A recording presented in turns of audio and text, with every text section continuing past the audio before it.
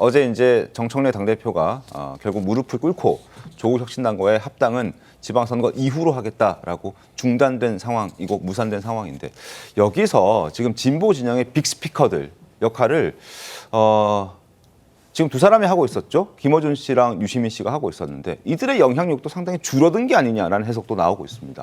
영상 보시죠. 저는 정청래 대표가 당대표로서 욕먹을지도 모르는데 했어야만 하는 일을 했다고 봅니다. 여기에 정청래 대표의 사익은 없는 거예요. 조국 대표요. 대통령이 되어서 나라를 책임질 자세를 갖고 있다면 합쳐야 돼요. 빨리. 큰 배를 띄우려면 반드시 본류를 타야 됩니다. 그다음에 이재명 대표 시절에 또 새롭게 들어온 당원들이 많아요. 예. 그걸 간과한 거다. 그러니까 예전 같으면 김어준, 유시민이 움직였으면 지지층이 다 한쪽으로 의견이 쏠려야 됩니다. 예, 예. 두 사람이 움직여도 안 쏠리잖아요. 자, 이동영 작가의 해석입니다.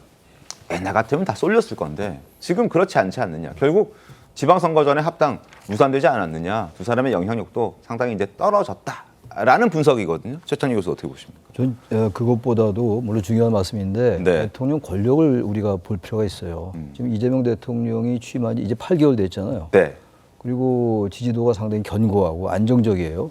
민주당의 정당 지지도도 그렇고 이런 상황 속에서 친명 대 친청 갈등이라는 얘기에서 나왔던 것이고 어제 이제 완전히 정청래 대표는 엄청난 타격을 받았죠.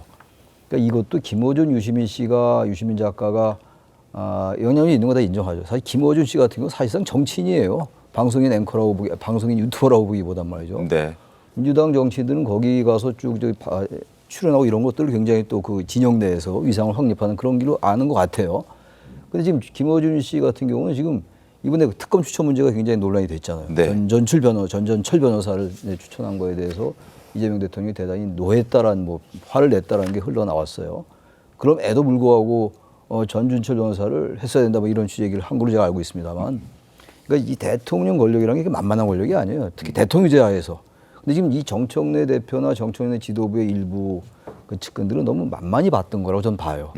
보세요. 지금 이 합당이라는 게 명분과 절차가 대단히 취약했다고요. 명분이 별로 없어요.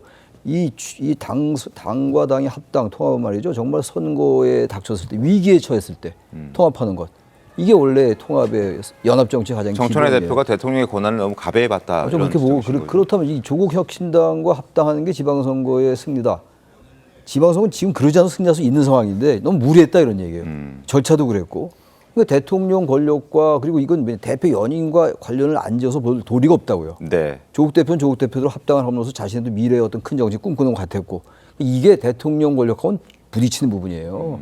저는 그래서 처음에 1월 20일 제안하자마자 마침 제가 그때 방송에 나왔었는데 어떻게 보냐면 당연히 안 될 거다 그렇게 생각했어요. 아무리 변수 없이 조건 없이 될 수가 없는 거죠. 이 구도 자체가. 근데 김어준 씨, 유시민 씨가 그걸 모르고 자꾸 얘기하는 거 그분도 자신의 영향력 확대예요. 우리 정치 자꾸만 그렇게 하면 안 된다. 어제 김어준, 유시민 씨 제가 봐 유시민 작가는 이런 상황에서 저 발언권이 점점 약화될 것이다. 저는 이동영 작가의 말에 동의합니다.